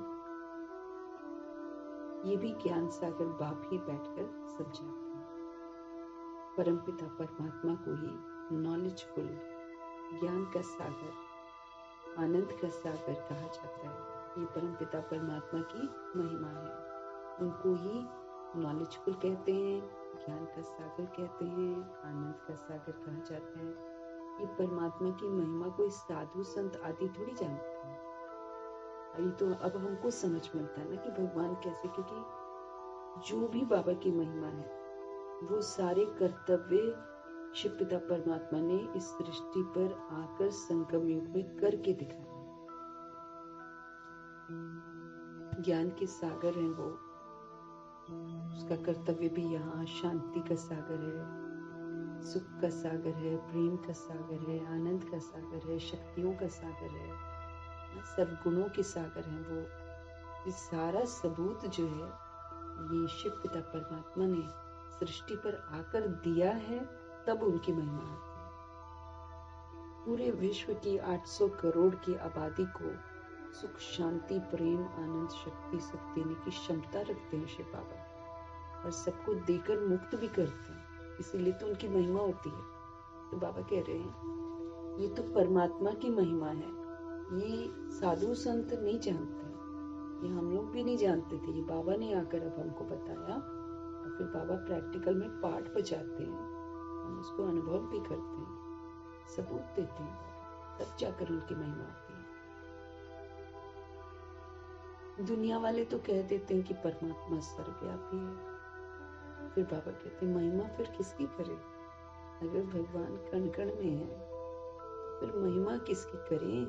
परमात्मा को न जानने के कारण ही तो फिर अपने को क्या कह देते हैं, शिव हम कहते थे, हम शिव हैं, शिव हैं, क्योंकि खुद को जानते नहीं तो परमात्मा की महिमा तो कितनी बड़ी है। वो तो मनुष्य सृष्टि का बीज रूप है, सारा कुछ बीज को ही तो सब कुछ मालूम है, लेकिन वो तो जड़ वाला बीज होता है दुनिया में जो पेड़ वगैरह लगाते हैं, ये तो चैतन्य बीज है। तो चैतन्य बीज रूप जो है वही जानते हैं ना कि सारा नॉलेज क्या है, ड्रामा कैसे चलता है। परमात्मा को न जानने के कारण ही फिर अपने को दुनिया वाले शिवोहम कहते थे। नहीं तो परमात्मा की महिमा तो कितनी बड़ी है। वो तो मनुष्य सृष्टि का बीज रूप है। मुसलमान लोग भी कहते हैं हमको खुदा ने पैदा किया, तो हम रचना ठहरे। रचना फिर रचना को वर्षा नहीं दे सकते। अब हम रचना है तो वर्षा थोड़ी दे सकते।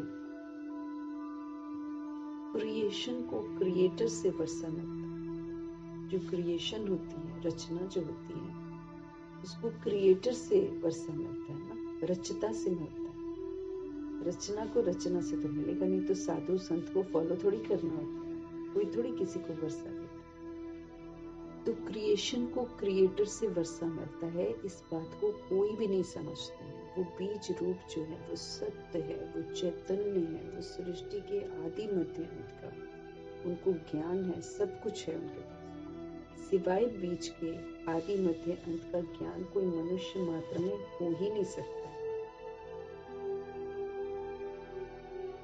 बाबा क्या कह रहे हैं? सिवाय बीज के, शिव पिता परमात्मा के आदि मध्य अंत का ज्ञान कोई मनुष्य मात्र में हो ही नहीं सकता।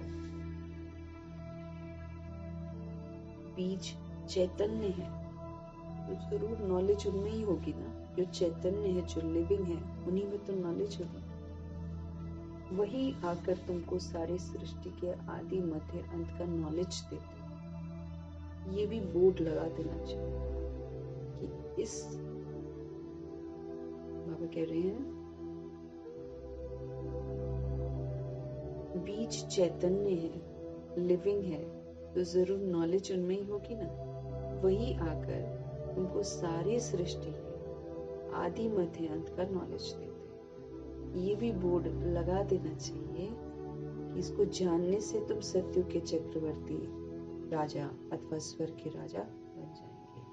जब आप इस ज्ञान को समझ जाएंगे अच्छे तरीके से, इस सत्य को समझ जाएंगे, तो आप सत्युग के चक्रवर्ती राजा अथवा स्वर्ग के राजा बन जाएंगे। क्योंकि जो समझ जाएगा वो तो फिर उसी प्रमाण चलेगा ना। जब तक बाबा क्यों बोलते हैं समझा समझा समझा, क्योंकि हम समझते नहीं हैं। क्योंकि जिस दिन जो समझ जाता है वो तो फिर सत्य के मार्ग पर चल पड़ता है, श्रीमत प्रमाण चलता है। जब तक हम समझते नहीं है ना, तब तक हम आर्ग्यू करते रहते हैं, ऐसे कैसे हो जाएगा, वैसे कैसे हो जाएगा। समझना बहुत जरूरी है। इसलिए बाबा कह रहे हैं कि बोर्ड लगा देना चाहिए कि तुम सत्युग, और जो जान जाते हैं ना, वो तुम सत्युग के चक्रवर्ती राजा अथवा स्वर्ग के राजा बन जाएंगे, अगर आप इस सत्य को जान जाएंगे। कितनी सहज बात है। बाप कहते हैं जब तक जीना है मुझे याद करना है। बाबा क्या कह रहे हैं? जब तक जीना है मुझे याद करना है। मैं खुद तुमको ये वशीकरण मंत्र देता हूँ। मैं खुद तुमको कहता हूँ कि तुम मुझे याद करो। ये वशीकरण मंत्र है। इससे हम कर्म इंद्रियों को वश में कर सकते हैं।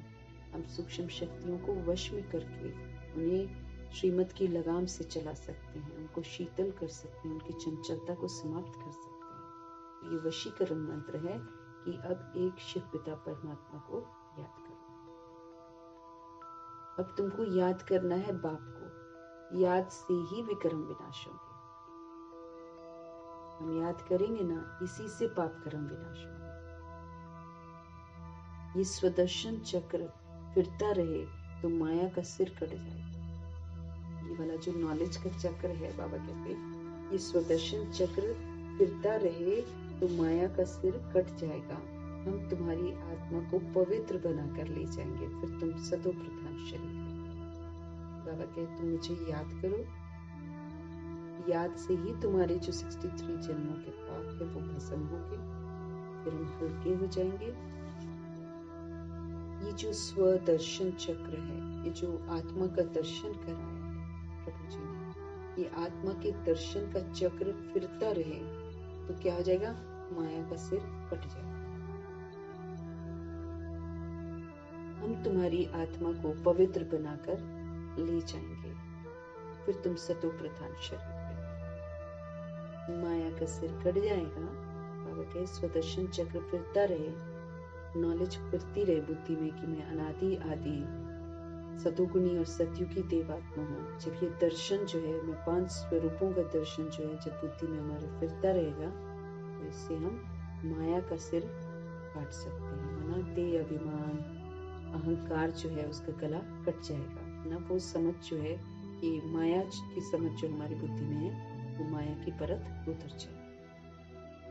हम तुम्हारी आत्मा को पवित्र बनाकर ले जाएंगे। शिव पिता परमात्मा कह रहे हैं, हम आए हैं, हम आपको पवित्र बनाकर घर ले जाएंगे, फिर तुम सतो प्रधान शरीर लेंगे। वहाँ विकार होता नहीं, सत्य में कोई भी विकार होता नहीं। शांति धाम में तो बॉडी ही नहीं है, तो विकार का सवाल ही नहीं उठता। वहाँ विकार होता नहीं। कहते हैं विकार बगैर सृष्टि कैसे चलेगी। जब बाबा पवित्र रहने की समझ देते हैं और जब ये परमात्म संदेश सब जगह पहुंचता है, तो जो बेसमझ आत्माएं हैं, मनुष्य आत्माएं जो हैं, देह अभिमान में जीने वाली आत्माएं जो हैं, वो ये बोलती हैं कि विकार के बिना सृष्टि कैसे चलेगी। ये तो बहुत जरूरी है, विकार में जाना बहुत जरूरी है, तो सृष्टि कैसे चलेगी। बोलो, तुम शायद देवताओं के पुजारी नहीं हो, इसलिए तुम ऐसे कह रहे हो। उनको क्या बोलना है, तुम शायद देवताओं के पुजारी नहीं हो, क्योंकि अगर तुम देवताओं के पुजारी होते तो तुम तो यही बोलते हो कि वो सद्गुण संपन्न है, संपूर्ण निर्विकारी है, मर्यादा पुरुषोत्तम है, संपूर्ण अहिंसक है। तुम तो यही सोचकर महिमा करते हो ना देवी देवताओं की। तो अगर तुम पुजारी हो देवी देवताओं के, तब तो तुम ऐसी बातें नहीं कहोगे कि विकार बगैर सृष्टि कैसे चलेगी, क्योंकि सृष्टि चलती थी जब देवता भी थे, वो तो संपूर्ण निर्विकारी थे। तो महिमा लक्ष्मी नारायण की तो महिमा गाते हैं ना, संपूर्ण निर्विकारी।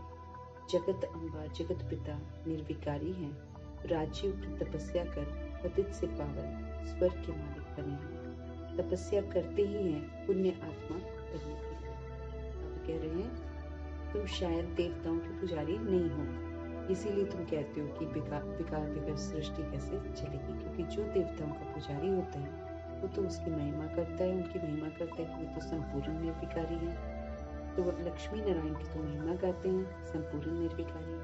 जगत अम्बा जगत पिता निर्विकारी है ना, राज्यों की तपस्या कर पतित से पावन स्वर्ग के मालिक बने हैं। तपस्या करते ही हैं किसके लिए, पुण्य आत्मा बनने के लिए। इसलिए तपस्या करते हैं ताकि हम पुण्य आत्मा बने।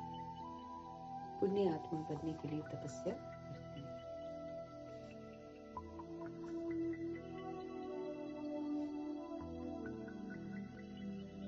राज्यों की तपस्या। जगत अम्बा जगत पिता निर्विकारी है, क्या करते हैं, राज्यों की तपस्या करके पतित से पावन स्वर्ग के मालिक बने हैं। तपस्या करते ही हैं किस लिए, ताकि हम पुण्य आत्मा बन जाएं और पापों से मुक्त हो जाएं। अच्छा, मीठे मीठे सिकिलते बच्चों प्रति माता पिता बाप दादा का याद और गुड मॉर्निंग। रूहानी बाप की रूहानी बच्चों को नमस्ते। हम रूहानी बच्चों के भी रूहानी बाप को दिल से, जान से, सिक से, प्रेम से, अदब से, पूरे रिगार्ड से, रिस्पेक्ट से, मोहब्बत से, स्नेह भरी नमस्ते भी, और प्रभु जी का तहे दिल से धन्यवाद भी। और यही शुभ संकल्प कि जो बाबा कहते हैं वो हम करते जाएं और प्रभु जी का नाम मुबारक करें।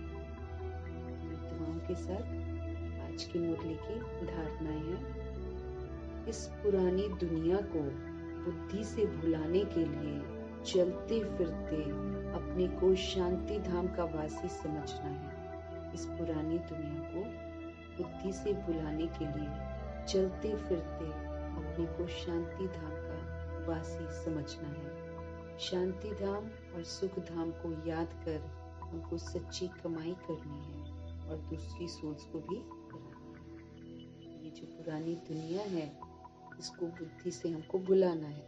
उसके लिए क्या करना पड़ेगा?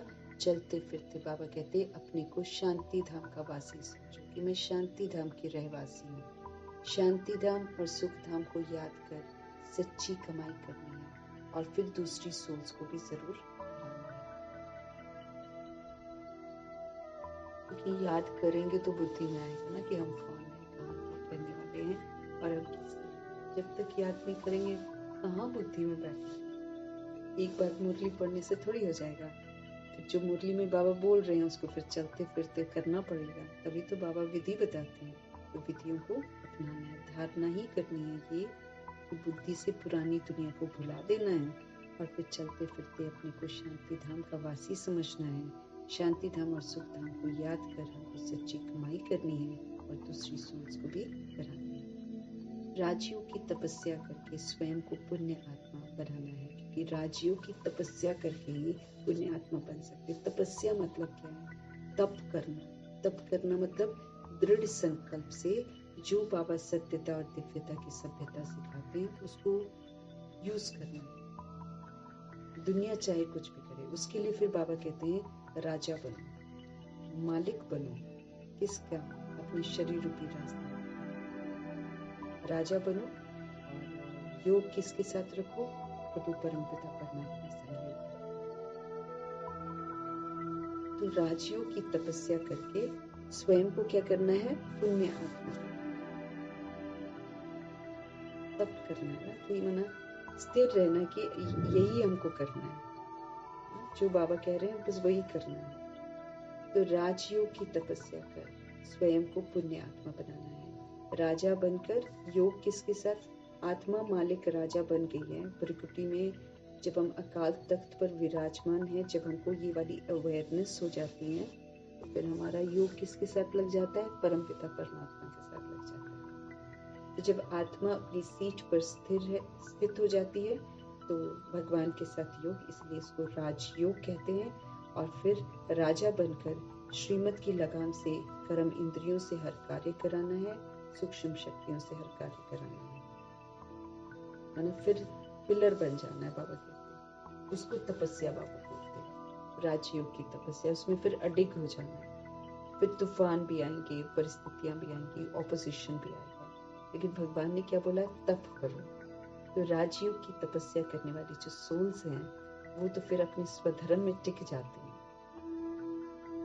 वो फिर उसमें टिक कर फिर स्वयं को क्या करना है? पुण्य आत्मा बनाना है। माया का सिर काटने के लिए स्वदर्शन चक्र सदा ही फिरता रहे। माया का सिर काटना है ना, उसके लिए बाबा कहते हैं स्व का दर्शन जो है उसका चक्र फिरता ही रहे। जागृत रहेंगे, फिर माया को यूज नहीं करेंगे। माया के अड्डे का भान, देखा अभिमान, इसका सिर काटना है या अहंकार का सिर काटना है। उसके लिए फिर स्व का दर्शन का चक्र, नॉलेज जो है वो सदा फिरता रहे कि मैं सतगुणी सत्यों की देवात्मा हूँ, आत्मा हूँ, परमधाम निवासी हूँ, परमात्मा की संतान हूँ। ये जो ऊंची ऊंची स्मृतियां बाबा ने दिलाई हुई हैं, ये स्वदर्शन चक्र अगर चलता रहे तो फिर ये माया का सिर काट देगा। फिर हम कमी कमजोरियों के शिकार नहीं होंगे। तो राजयोग की तपस्या करनी है। कोई कुछ भी दे, कोई कैसा भी बिहेव करे, हमको सत्यता और दिव्यता का व्यवहार ही करना है। इसको तपस्या बाबा बोलते हैं। और जब हम ऐसा करते हैं तो फिर हम पुण्य आत्मा बनते हैं, क्योंकि फिर हम अच्छा करते हैं, सत्यता और दिव्यता का सहयोग देते हैं, तो पाप कटते जाते हैं, पुण्य बनते जाते हैं।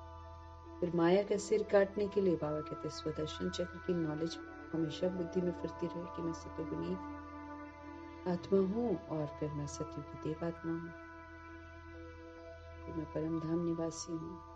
पुनर्जन्म में आकर मैं ऐसी हो गई।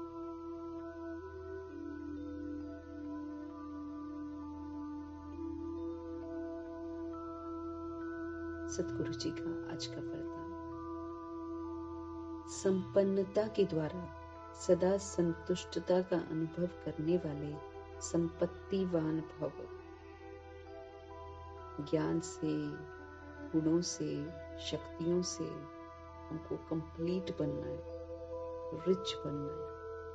अपने लिए यूज करते हैं तो भगवान जी कहते हैं कि तुम खर्चा करते हो, लेकिन जब हम इसको सेवाओं में लगाते हैं तब हम संपन्न बनते हैं। जब हम दूसरी सोल्स की सेवाओं में लगाते हैं तब हम संपन्न बनते हैं। बाबा समझ दे रहे हैं कि संपन्नता के द्वारा सदा संतुष्टता का अनुभव करने वाले संपत्तिवान भव। जब हम इस विधि से संपन्न बनते हैं, सेवाओं में ज्ञान गुणों शक्तियों को लगाते हैं, तो हम संतुष्टता का अनुभव करते हैं, तभी हम संतुष्ट होते हैं और फिर रिच बन जाते हैं, संपत्तिवान बन जाते हैं। देने वाली आत्मा, बाबा से लेकर सबको देने वाली आत्मा जो है वो संपत्तिवान बन जाती है।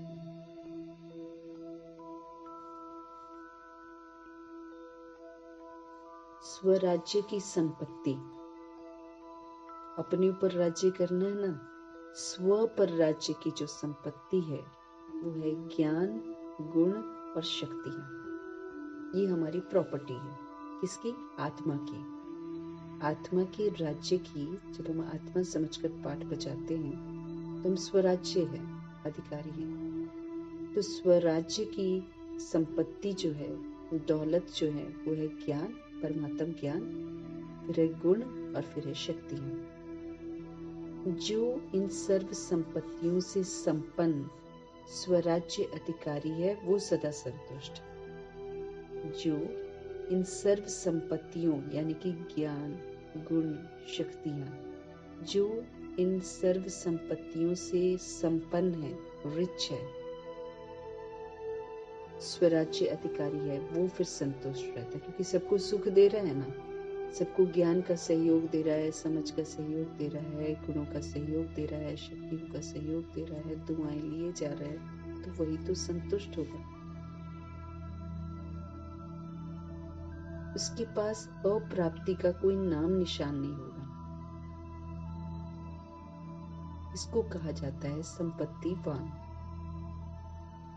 वो सदा दाता होंगे, देने वाले होंगे, मांगता नहीं होंगे, वो कभी किसी से मांगेंगे नहीं, सदा ही देंगे। वे अखंड सुख शांति में स्वराज्य के अधिकारी हैं। वो सदा दाता होंगे, मांगता नहीं होंगे। वे अखंड सुख शांति में स्वराज्य के अधिकारी होते हैं। वो किसी भी प्रकार की परिस्थिति जो है उनके अखंड शांति को खंडित नहीं कर सकती है। वे अखंड सुख शांति में स्वराज्य के अधिकारी बन जाते हैं। वो फिर किसी भी प्रकार की कोई परिस्थिति जो है वो उनके अखंड शांति को खंडित कर ही नहीं सकती। तो बाबा क्या कह रहे हैं? वरदाता परमपिता परमात्मा कह रहे हैं कि संपन्न बनो। संपन्न बनोगे तो सदा संतुष्टता का अनुभव करोगे और फिर संपत्तिवान बन जाओगे। स्वराज्य, हम आत्माएं जो हैं, हमारे राज्य की संपत्ति है ज्ञान, गुण, शक्तियां।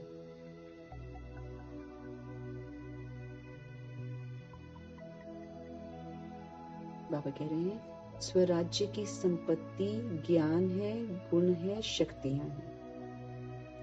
जो इन सर्व संपत्तियों से संपन्न स्वराज्य अधिकारी है वो सदा संतुष्ट है। अब हमको स्वराज्य की संपत्ति तो मिल जाती है, ज्ञान, गुण, शक्तियां। अब भगवान कहते हैं इससे संपन्न बनो, इस पर अपना अधिकार प्राप्त करो। अधिकार कैसे प्राप्त होगा? ज्ञान को हम यूज करेंगे, गुणों को हम यूज करेंगे, शक्तियों को हम यूज करेंगे, अनुभव करेंगे। फिर ये जो समझ है, ये जो गुण है, ये जो शक्तियां हैं, फिर औरों के प्रति यूज करेंगे। तो जब हम औरों के प्रति यूज करेंगे तो हम रिच बनेंगे, और जब हम ऐसा करेंगे तो हम सदा संतुष्ट रहेंगे। फिर बाबा कहते हैं जो अधिकारी बन जाते हैं उनके पास फिर अप्राप्ति का नाम निशान नहीं। हद की इच्छाओं की वो अविद्या हो जाती है, उनको ये लिमिटेड दुनिया की कोई इच्छा नहीं रह जाती है, इससे वो अविद्या हो जाते हैं।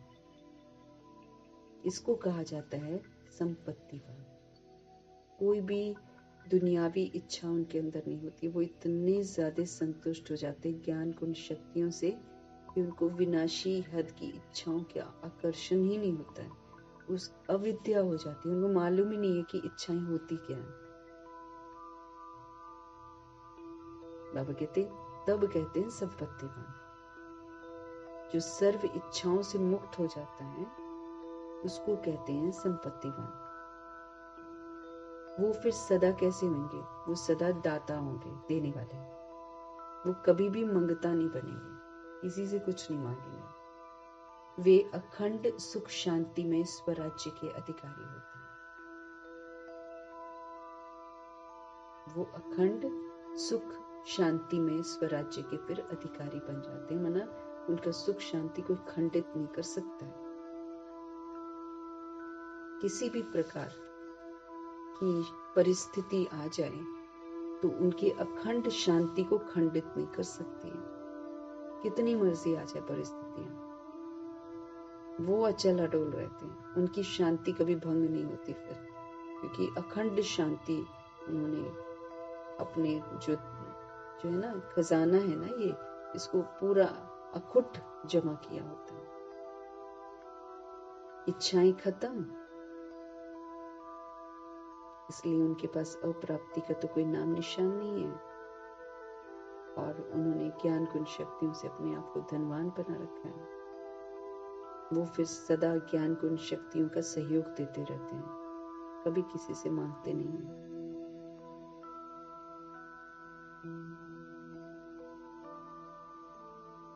फिर बाबा कहते हैं वे अखंड सुख शांति में स्वराज्य के अधिकारी होते हैं। किसी भी प्रकार की परिस्थिति उनके अखंड शांति को खंडित नहीं कर सकती है, क्योंकि वो तृप्त हो जाते हैं ज्ञान गुण शक्तियों से, एकदम तृप्त हो जाते हैं।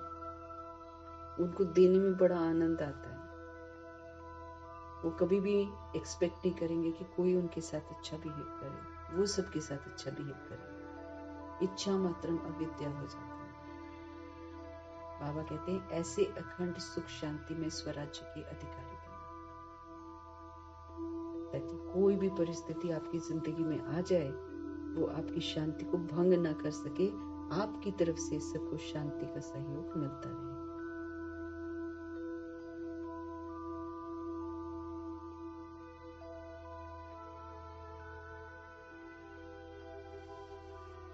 तो संपत्तिवान बनना है और संपन्न बनना है। कैसे ये संपन्न बनेंगे? यूज कर सेवाओं में लगाकर संपन्न बन सकते हैं। स्लोगन है, ज्ञान के नेत्र से तीनों कालों और तीनों लोकों को जानने वाले मास्टर नॉलेजफुल हैं। समझ का नेत्र हमको प्रभु जी से मिलता है, तो ये जो ज्ञान नेत्र है इससे तीनों कालों को और तीनों लोकों को जो जानते हैं वही मास्टर नॉलेजफुल कहलाते हैं। उनको मास्टर नॉलेजफुल कहते हैं, जो ज्ञान के नेत्र से तीनों कालों को और तीनों लोकों को जान जाते हैं। आदि मध्य अंत काल और फिर तीनों लोक, है ना। मूल वतन हमारा ब्रह्मलोक, फिर सूक्ष्म लोक, फिर स्थूल लोक। तीनों लोगों को जो जान जाता है और तीनों कालों को जो समझ लेता है उसको बाबा मास्टर नॉलेजफुल कहते हैं। जानना मीन्स रियलाइज करना, समझना, फिर उसी प्रमाण उसको यूज करना।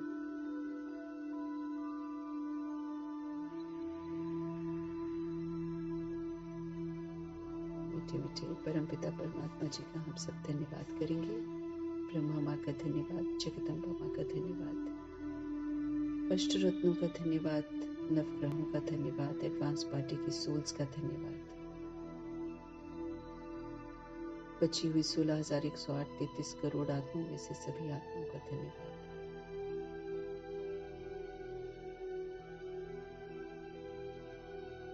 पांचों तत्वों का धन्यवाद, धरती, आकाश, जल, वायु, अग्नि, सभी तत्वों का धन्यवाद।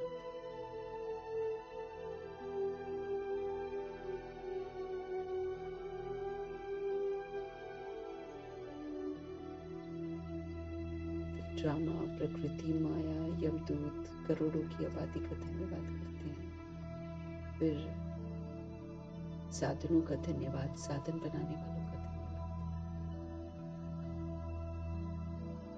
साथ में रहने वाली सोल्स का धन्यवाद, सहयोगी आत्माओं का धन्यवाद, अविनाशी खजानों का धन्यवाद, अनमोल संगमों के पल पल का धन्यवाद, पूरे यूनिवर्स का धन्यवाद। आप सभी आत्माओं का धन्यवाद और सृष्टि की मेहमान नवाजी का सभी सोल्स की तरफ से हम धन्यवाद।